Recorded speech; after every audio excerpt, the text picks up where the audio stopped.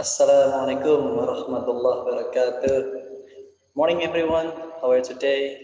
I know that you might say this is not morning anymore, but I would like to assure you that you must have a very good spirit just like in the morning. So every time you meet me, I will always greet you with good morning. Okay, even though it is at night, I might say good morning, yeah, just to remind you that you should have a very good spirit like in the morning. Okay, guys. So today it is the second meeting of our class, the Teori Penerjemahan, or you can say in English, Translation Studies. But I would like to remind you that starting from next week, you have to be working in groups, yeah, to discuss the topics that I will share today, yeah. Because in this semester, the translation studies, you will learn about around 12, yeah, 12 topics that you should discuss. And I will take one as the examples of the topic today, yeah. So the chapter one, topic one, I will discuss it today, and the rest 11 topics, and it is your job to do the presentation. Yeah. All right, now let's get it started. Hmm. Oh yeah, the divisions of the groups. I will ask the counting, yeah, the counting of this class, the leader of this class, to divide the students into subgroups based on the topics, yeah. So please make sure you have to make the group divisions, and I will be waiting that for maybe the maximum is 2 days, yeah. 2 days start from you watch these videos, and you have to submit the list of the groups names. Understand? Got it? Okay, now let's take a look at your slide. Yeah, our materials today. Oh, no, let's get back to the very first beginning. Yeah. Okay, this is our class. Yeah, translation studies. Yeah, with me, Mr. Naja. Okay, we have talked about this last week, yeah, about the translation crimes. Actually, we as the citizens of Indonesia, or maybe people around the world, actually have done the crimes, yeah, have done the crimes in terms of translations. Kok bisa sih ini warga negara di dunia itu melakukan kriminalisasi dalam hal penerjemahan, ya? Let's take wait a minute. Let's take a look at this here. Wow. Wait a minute. Oh my god. Okay. Oh, what's wrong? I don't know. Kenapa kok gini ya? Wait a minute. Maybe I should use this. The very first one, ya. Ini udah kita bahas kemarin ya. Jauhi narkoba. You should not say hide drugs, ya. But you should say keep away from drugs, ya. Keep away from drugs atau stay away from drugs. Atau kalau mau dibuat banner yang bagus ya, say no to drugs. Yang itu bagus ya. Kalau buat banner kalau pas lagi ngomong itu pakai stay away from drugs ya. Kalau buat bannernya kamu kasih yang eye catching ya, say no to drugs. Yang kedua, kriminalisasinya adalah ini banget ya, kriminalnya ada di sebuah lokasi wisata mungkin ya, ada pelang ya, pelangnya mengatakan thanks you for come to visiting us ya. Ini antara kombinasi alay, kombinasi gelai, jadi satu ya di sini ya. Padahal mereka punya maksud menyampaikan terima kasih atas kunjungan Anda semuanya. Seharusnya jangan seperti ini ya. Kita bisa mengolah dengan menggunakan bahasa Inggris yang bagus seperti thank you for visiting us misalnya ya. Thank you for visiting us atau thank you for coming ya, tanpa ada asnya. Thank you for coming atau thank you for visiting us. Atau bisa lagi thanks, ya, thanks for your visit. Thanks for your visit. Ya, itu juga bisa. Lanjut, yang ketiga. Kemarin sudah kita bahas juga ya, tiada hari tanpa belajar. You can say, don't say no learning, no day. Ya. Ini sangat parah banget ya. Karena dia hanya mengartikan perkata, word for word translation. No learning, no day. Harusnya apa? No days. Ya, karena itu kan banyak harinya ya. Pada 7 hari kita kasih plural di sini ya. Kasih plural. No days without learning. Sekali lagi, no days without learning. Oke, the next one. Sopan santun ciri orang berilmu ya. Kemarin sudah ada beberapa yang bagus ya, kalau saya terjemahkan. Sopan santun itu bahasa Inggrisnya manner ya. Manner is ya. Manner is a scholar's characteristic ya. Manner is a scholar's characteristics, or you can say manner is an educated person's, misalnya gitu ya, an educated person's characteristics. Oke, bisa, dua-duanya bisa. The next one, ini kalau ketemu di jalan ya, ada polisi seperti ini ya, safety reading ya. Safety reading ini Pak polisinya mungkin sudah banyak membaca sambil jalan-jalan, ya mungkin keselamatannya gitu ya. Harusnya bukan safety reading, tapi safety riding. Ya. Mungkin secara tulisannya tidak betul ya, tapi konsepnya salah. Feel safe on the road ya, feel safe. Safe-nya harusnya bukan pakai V ya.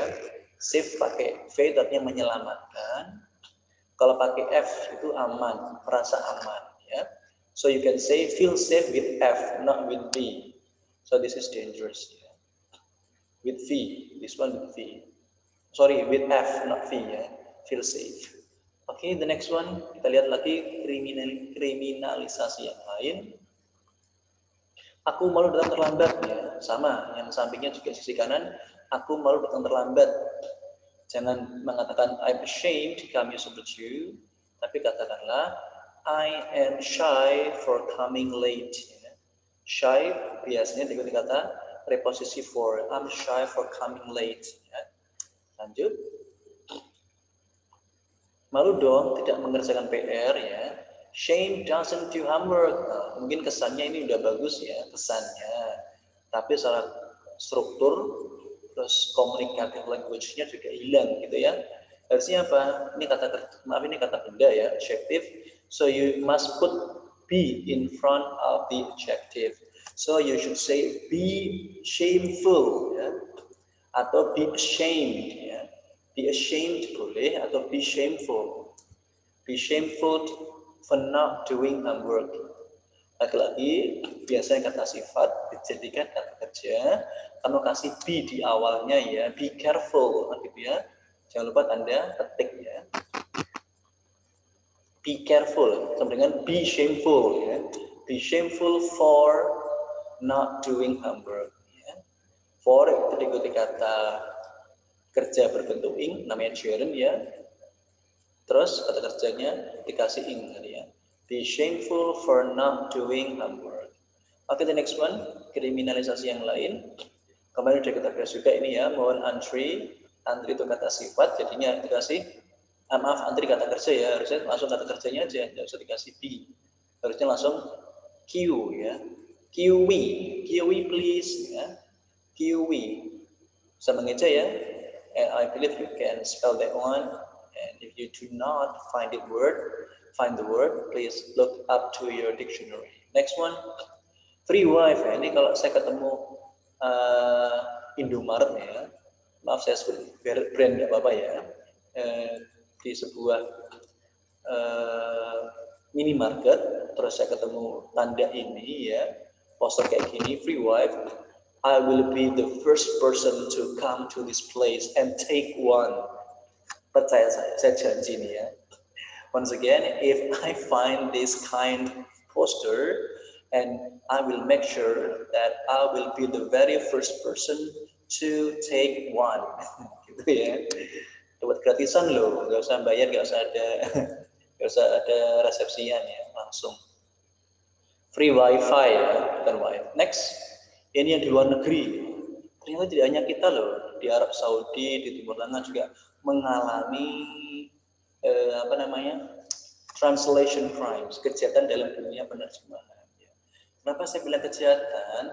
Karena ini sudah dipublikasikan di tempat umum ya, because this kind of crimes have been published in very public areas ya. Unless, kecuali if you just keep only on yourself and you do not publish it, it will be, I consider ya, it will not be a crime. That is my considerations ya. Coba kita lihat di India ini ya, di India ini ada kata eating carpet strictly prohibited. Ya iyalah, yang namanya ini di bandara di India ya, yang namanya makan karpet kan mesti dilarang. Tidak ada makan karpet itu jadi halal, itu enggak ada ya. Harusnya apa? Eating carpet strictly prohibited. Itu yang paling pendek. Kalau mau dibuat panjang ya, maaf tadi salah ya. Eating on carpet strictly prohibited. Atau kalau mau dibuat sempurna, strukturnya bagus ya, you can say eating on carpet is strictly prohibited. Yang berikutnya ini ada di Dubai, ada meatball. Ini kalau kita baca sekilas, ada ada mim, ya tak, kayak mayit ya. Mayit, ba, waw, la, ya, lam. Ba, waw, lam. Ini agak sedikit susah ya baca huruf bahasa Arab ya. Meatball, mungkin mau ngomong bakso ya, tapi karena ini konteksnya bahasa Arab jadinya kayak bowl seperti Paul ya. Paul, mayat itu dead, Paul is dead. Kasian banget ya, di hotel ada menu masakannya, ternyata menu masakannya adalah a dead people, mayat. Can you imagine what you should do if you are in the big restaurant and you are served with kind of a dead body? Oh, cannibal. Very, very cannibal. Next one. Masih berbicara tentang kriminalisasi dan penerjemahan. Ini di Thailand kalau tidak salah ya. Atau mungkin ada yang tahu bahasa ini ya. Manok ing inamo ya. Ini bahasa Thailand atau bahasa Jawa ya, ada kata manok ya. Manok tapi kok chicken ya. Chicken of your mother. Maksudnya ini apa ya?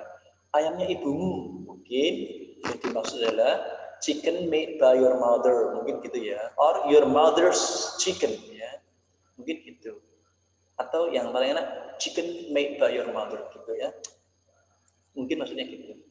Karena saya sendiri, I personally myself do not really understand what is the meaning of manok ning inamo ya. Ini di Arab lagi ya. Alif non sin ya, anas atau anis atau anus ini bacanya. Karena ada harokatnya ya. Lil otor wal hidayah. Ini mungkin alif non sin itu adalah manusia ya.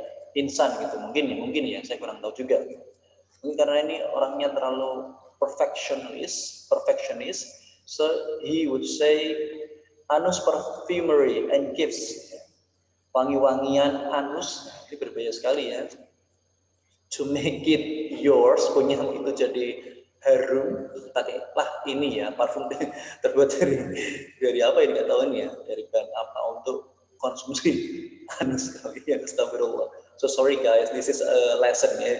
I'm not talking about pornography or something jerk though. So sorry. Yeah. Gives hidayah. Yeah. Next.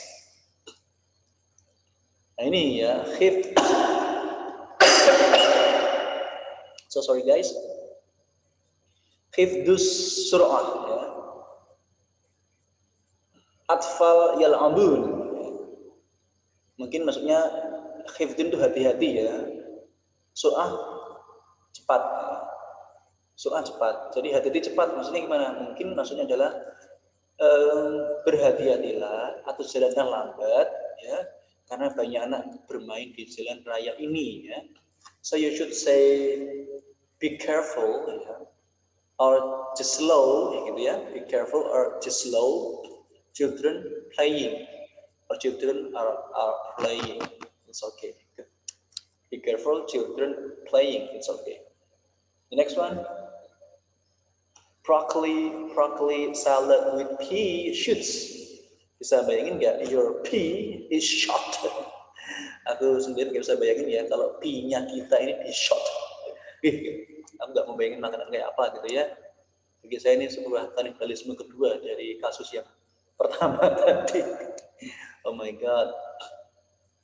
Ini sebenarnya sudah bagus ya, cuma ada interference, ada gangguan ya, ada efek dari apa namanya bahasa pertamanya dia, semuanya dikasih ya, due to the happenstance beyond our control, this elevator is broken. Mungkin maksudnya kayak gini ya, due to bad things ya, due to bad things mungkin ya, beyond our control, karena terjadi sesuatu hal yang di luar kemampuan kami, kendali kami, this elevator is broken. Harusnya jangan broken, yaitu kayak agak gimana gitu ya. Ada kata yang lebih halus untuk mempercantik, to make this look more beautiful ya. This elevator is under what namanya? Under repair saya. Gitu. Atau under maintenance ya, under maintenance itu juga bagus ya. Daripada bilang is broken. Ini kayak hati broken. Lamp meat-nya ada boneless lamp. Ya iyalah, mana ada lampu itu pakai tulang. Jelas ya ada ya. Ini salah ketik mungkin ya. Lamb jadinya lamp. Ya, gitu. Lamp and lamp. Oke ya. Now show me what you got. Nah ini mungkin akan menjadi tugas kalian nanti ya di apa namanya, di tugas pada kesempatan kali ini ya. Ada idiom seperti ini ya, it's raining cats and dogs. Kira-kira artinya apa ya? It's raining cats and dogs. Hujannya kucing dan anjing. Maksudnya apa ini ya? Nah, ini tugas kalian nanti akan menerjemahkan ke dalam bahasa Indonesia. Kira-kira ungkapan yang bagus ini itu equivalency-nya pada kata dalam bahasa Indonesianya apa kira-kira ya? The second job ya. You are the sunshine of my life. You are the sunshine of my life. Artinya apa ya? Kamu cahaya matahari dalam hidupku. Wah, enak ini ya. The task was just a piece of cake to me. Ya. The task was just a piece of cake to me. Tesnya hanyalah sepotong kue bagiku. I know ya. Nanti kamu cari sendiri. Let us give them a hand. Let us give them a hand. Yuk, mari kita kasih mereka tangan kita. Jadi, you cut off your hand and you give them your hand. It will be the third episode of cannibalism. Okay, the next one. Alim, where will you go tomorrow? Alim? Alim, kenapa sih? Alim, di mana kamu pergi besok? Itu kira pas banget ya. Ayu, Mr. Naja? Mr. Naja, Ayu? Nanti coba diterjemahin apa ya. Ini di kelas misalnya ada guru yang ngomong atau dosennya ngomong, do I make myself clear to you students? Do I make myself clear to you students? Apakah aku membuat diriku jelas untukmu anak-anak? Have you made an appointment before? Dad, are you listening to me? Ini paling enak mungkin ya. Ayah, apakah ayah mendengarkan aku? Itu paling gampang ya. Dari yang tergampang semua pilihan tadi. Okay, these are all the materials that we actually will discuss in this semester. But you know, masih ada dua yang belum terinclude dalam DPT ini ya. Karena ini saya tambahkan ada dua hal yang harus saya merasa butuh dimasukkan ya. Yang pertama, hari ini kita akan belajar ya, saya presentasi, nanti bagi kalian mulai presentasi ya. The definitions of translation itu saya. The next one ya, types of translation. Siap-siap grup pertama besok ya, tolong nanti dibuat grupnya, saya tunggu sampai besok ya. Methods of translations, techniques of translations ya. Procedures of translations, translation analysis, assessment of translation quality, translations of idioms and figurative languages, ada lagi translations of proverbs, itu yang belum ya, nanti tolong dimasukkan, nanti saya buat tabel aja lah ya. I will make a list of tables and you should fill up the tables with your names of your groups ya. And also tambah lagi satu materi yang belum ada di sini, yaitu adalah translation of songs. It is important ya, because I need you to be a songwriter and also singer. And the last one, not last one, ya. Problems related to translation. Ada lagi satu ya, journal articles yang belum masuk juga. Jadi model lama ini ya, harusnya saya perbarui, tapi tidak apa-apa. Oke, aduh, bentar. Naco lagi ya. Oke, dalam translation, you have to understand the daftar singkatan, the abbreviations of the translation studies. Yang pertama, kamu harus mengerti BSU, itu artinya bahasa sumber, or you can say the first atau the source language. BS adalah bahasa sasaran, the target language. FL itu foreign language, bahasa asingnya apa. L1 itu first language, bahasa pertama. L2 second language, and L native language, bahasa aslinya ya. SL source language, TL target language, ST source text, TT target text, SKSU sociocultural sumber, SKSA sociocultural sasaran, TSU teks sumber, TSA teks sasaran.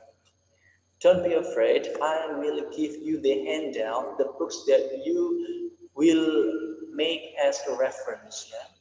Tidak usah khawatir, nanti aku kasih PDF-nya, buku referensinya sehingga bisa dipelajari dan siap untuk presentasi ya.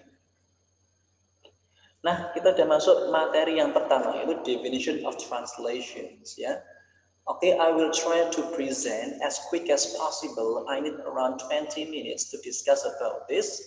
And after I finished this discussion, I would like to open, if I finished my presentation, and then I will open the discussion session, so you can ask me anything about the definition of translations or anything about translations, including the job, the homework, the task, the assignment, anything about translation gitu ya.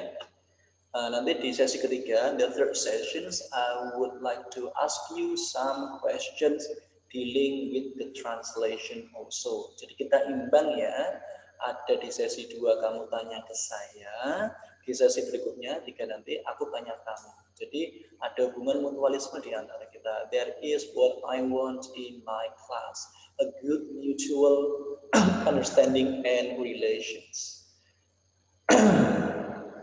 Aduh, ini selalu gini deh.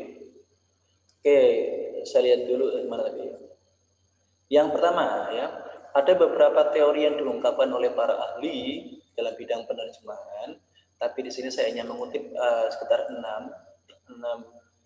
linguistik, ya, 6 linguist ahli bahasa yang punya peran penting dalam dunia translation. Yang pertama adalah ada Naida Eugene, ya. You can say Naida. Nah, dia ini terkenal banget loh, sering banyak ya karya dikutip, ya. Karena hasil terjemahan itu sangat-sangat bagus gitu ya. Ada karyanya yang semacam Linguistic Introduce Towards a Science of Translating, The Theory and Practice of Translation, Context in Translating, and so on ya. Jadi ini menurut Naida, translation is a process of reproducing the receptor language, the closest natural equivalent of the message of the source language. First, in terms of meaning, second, in terms of style. Gitu katanya ya. Jadi menurut Naida ini, penerjemahan itu adalah sebuah proses ya, merespon ke bahasa sasaran. Bahasa yang akan diterima, bahasa sasaran, Dengan cara apa? Dengan cara mencari ya, mencari padanan yang sangat natural, padanan yang paling dekat sangat natural terhadap pesan yang disampaikan dari bahasa pertamanya. Nah, pesannya ini itu harus terkait artinya, arti dari teks pertama atau bahasa asal, bahasa sumbernya itu harus tersampaikan secara artinya, atau juga dari gaya bahasanya. Itu menurut Naida ya. Jadi menyampaikan arti dan gaya bahasa dari bahasa sumber, kemudian dirubah, jadi produksi kembali ke dalam bahasa sasaran. Pesannya harus tersampaikan, meaningnya, dan juga gayanya ya. Jadi antara pesan dan gaya kalimatnya, gaya bahasanya tidak mengkhianati, gitu ya. Oke, lanjut untuk kata si Naida. Nah, menurut Naida ini dalam memproduksi sebuah hasil karya penerjemahan harus melalui 3 proses. Ya. 3 proses itu apa? Ada yang namanya analisis, ya. Terus nanti turun ke bawah dari sentential, terus grammatical. Nanti analisis itu dibagi juga jadi suprasentential dan connotative. Ini kalau kita bahasa seperti ini ya. Ini dari sumber bahasanya. Misalkan kita ambil bahasa Inggris ya. Di bahasa Inggris kita mau rubah ke bahasa Indonesia. Gitu ya. Nah, bahasa Inggris ini sebelum kita menerjemahkan ke bahasa Indonesia, kita harus analisis dulu ya, kita baca dulu nih ya kalimatnya. Sentential, hal yang berkaitan dengan kalimatnya. Kita baca kalimat per kalimatnya. Wajib ini hukumnya ya. Atau suprasentential ya, yaitu bagian luar kalimatnya. Jadi ini kalimat dasarnya atau bentuknya, ini di luar bentuk itu sendiri.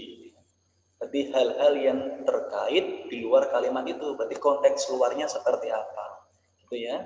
Nah di kalimat sentential ini, ya, kamu harus tahu ya grammaticalnya dan constituent parts, unsur-unsur pembentuknya. Ada subjek, ada predicate, ada objek yang kita harus tahu itu ya. Sehingga nanti kalau kita tahu posisi di mana letak subjeknya, predikatnya, objeknya, apalagi nanti kalau harus dipisah dengan frase yang begitu panjang, misalkan ya, the man living on the street with their bat, for example gitu ya, itu kan jadi subjek tapi panjang. The man living on the street ya with their bat, misalnya gitu. Itu harus kita ketahui subjeknya di mana, predikatnya di mana, gitu ya. Yang kedua, dari kalimat ini, selain grammarnya kita harus tahu susunannya, kita harus tahu referential meanings-nya. Meaning aslinya kita harus tahu ya. Misalkan ada kata nerd ya. Nerd ini artinya apa ya? Kutu buku misalnya. Nah, kita harus tahu maksud kutu buku ini apa ya. Apakah kutu yang ada di buku? Who knows? Nah, misalnya gitu ya. Nah, kalau referential meanings ini itu lebih cenderung ke bendanya apa. Jadi tidak ke konteks di luar benda itu, tapi benda aslinya, referential meaningnya, rujukannya, ya. Arti rujukannya apa? Ini ke benda aslinya, bukan terjemahan di luar benda itu, ya. Berarti asli. Dan setelah itu, ya, setelah kalimatnya dianalisis dan dibaca, ini sudah masuk ke level of kernel, mendekati. Kita harus berpikir ya. Oh ya maaf tadi ya, di samping ada kalimat yang harus kita pecahkan sesuai grammar dan strukturnya dan makna aslinya, kata Sinida kita harus juga memikirkan hal-hal yang ada di luar kalimat itu. Ya. Artinya kita kalau breakdown artinya menjadi makna konotatif. Ya. Kayak kutu buku tadi ya, kita tidak boleh serta-merta menjelaskan kutu buku adalah kutu yang ada di buku. Pasti ada makna konotasinya. Buah tangan, ya. Is it like a fruit on your hands? It's not, right? So this is what connotative meaning is trying to say, gitu ya. Nah, setelah kita mendekati strukturnya ini, sudah kita pahami semuanya, sudah kita analisis, terus kita transfer ya, kita transfer, kita rubah ke dalam bahasa target kita, itu tadi bahasa Indonesia ya. Nah, restructuring, kita harus struktur kembali ya. Membuat struktur kembali, apakah ya, pola-pola grammar tadi cocok dengan bahasa targetnya. Kalau memang cocok, kita masukkan ya subjeknya sama, predikatnya sama, objeknya juga harus sama, gitu. Dicocokin ya. Misalkan kalau nggak ada kecocokan, itu bisa di struktur kembali ya. Misalnya predikatnya di awal, baru subjeknya ya. Di bahasa Indonesia kan sering ada kayak gitu ya. Inginku selalu bersama. Ya. Inginku selalu bersama. Ingin kata kerja, ku-nya di depan ya. Maaf, ku-nya di tengah. Ingin kata kerja, ku. Ku itu subjeknya ya. Kan kebalik. Harusnya subjek dulu baru predikatnya toh.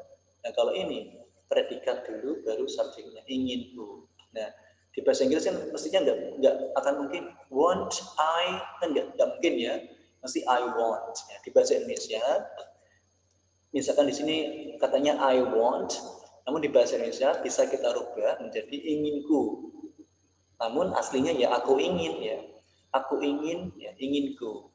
Ini tergantung konteks setting kita mau menerjemahkan itu apa. Misalkan pakai novel ya, dalam novel mungkin kita bisa memberikan apa namanya pilihan terjemahan dengan membalik ya, merestruktur kembali kalimat itu agar enak didengar dan bisa menarik minat pembacanya. Jadi adalah inginku, bukan ku ingin ya. Nanti barulah kita terjemahkan kayak gitu dan hasilnya bisa diterima di pembaca target bahasa kita, yaitu orang-orang Indonesia gitu ya. Itu mudah-mudahan bisa difahami ya. Nanti kalau tidak atau kurang jelas, you can barely ask me through voice notes in WA group ya.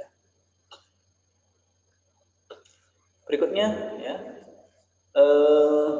menurut Naida, analisis sebuah teks di bahasa sumber ya, tidak hanya terjadi antara hubungan relasi antara sintaks struktur kalimatnya ya, antara unit-unit kebahasaannya atau makna aslinya ya, tapi harus mempertimbangkan juga yang namanya makna atau nilai di luar struktur itu. Jadi ini Naida cukup bagus ya mengkombinasikan struktur aslinya, tapi tidak boleh menafikan hal-hal di luar struktur itu ya. Karena tujuannya apa? Tujuan adalah communication, tidak meninggalkan bentuk aslinya, tapi juga tidak menafikan fungsi komunikasi itu sendiri ya. Nanti beda lagi dengan beda lagi dengan ahli bahasa yang lain, misalnya Catford misalnya. Catford nanti beda sendiri dengan Naida. Naida nanti beda sendiri dengan Newmark gitu ya. Ini kayak bebas tapi juga tidak bebas-bebas banget gitu ya. Terikat tapi juga tidak terikat banget. Ini di tengah-tengah si Naida ini ya. Nah, ini karyanya seringkali yang dibaca adalah tentang Bible translation, bagaimana dia menerjemahkan Bible ya. Bible itu Injil. Mungkin kalau kalian lihat Al-Quran yang berbahasa Inggris, itu pasti terjemahnya agak asing ya, karena ada struktur-struktur yang bahasa Inggris lama yang dipakai untuk menerjemahkan Al-Quran ini, sehingga kemasan bahasanya lebih enak dan lebih indah ya. Kayak untuk ya, itu juga THOU ya, itu you, tapi di terjemahan Al-Quran ada kata THOU artinya kamu, engkau ya Allah gitu ya. Mungkin kalau kita bilangnya you, but in the translation THOU. Oke. Yang kedua ini yang Catford yang saya bilang tadi, ini musuhnya, bukan musuh ya, ini kontroversi dengan si Naida ya. Dia bilang ya, translation si Catford bilang, Translation is the replacement of textual materials in one language by equivalent textual material in another language. Jadi maunya dia, terjemahan itu adalah penggantian antara materi teks ya, materi teks yang ada di bahasa sumber, kemudian kita cari padanan katanya, padanan materinya di bahasa yang lain atau bahasa target kita, gitu ya. Jadi dia dari Scotland ini ya, dari Skotlandia, di Edinburgh. Nah, dia mau mungkin apa ya? Kalau dia mau berbeda pendapatnya dengan si Naida, bahwa namanya terjemahan itu harus sesuai dengan bahasa sumbernya, jangan ditambah-tambahi ya gitu ya. Mungkin ini lebih terikat pada strukturnya, terlepas dari konteks kalimatnya, situasinya. Nah, kita lihat ya, kata si Catford selanjutnya apa. Nah, Catford's theory of translation is a text-oriented. Ini yang jadi patokan si Catford ya. Bahwa yang namanya terjemahan itu harus text-oriented. Rujukannya ke teks sumber. Jangan ditambah-tambah ya. It ignores some vital aspects of translation process. Jadi, terjemahan itu harus mengignore, mengacuhkan, tidak usah dipeduliin sama aspek-aspek yang di luar penerjemahan itu sendiri ya. Misalnya apa? Tujuan penerjemah itu apa ya? Sikap penerjemah itu apa? Terus pembacanya nanti paham apa enggak gitu ya. Terus jenisnya apa yang diterjemahkan, antara jurnal, novel itu sama enggak? Ini disamaratakan. Kenapa? Karena si Catford bilang yang namanya penerjemahan itu adalah hanya merubah materi teks ya yang ada di sumber bahasa menjadi bahasa targetnya. Jadi di luar konteks. Intinya adalah merubah bahasa sumber ke bahasa target. The vital aspect is included in theory of translation put forward by Naida. Nah ini ya, dia sangat kontra dengan si Naida. Ini sudah hampir 40 menit dan zoomnya akun free, jadi saya harus tutup sebentar. Kita akan lanjut setelah yang satu ini. Don't go anywhere, stay tuned ya. Di second part ya, di bagian kedua.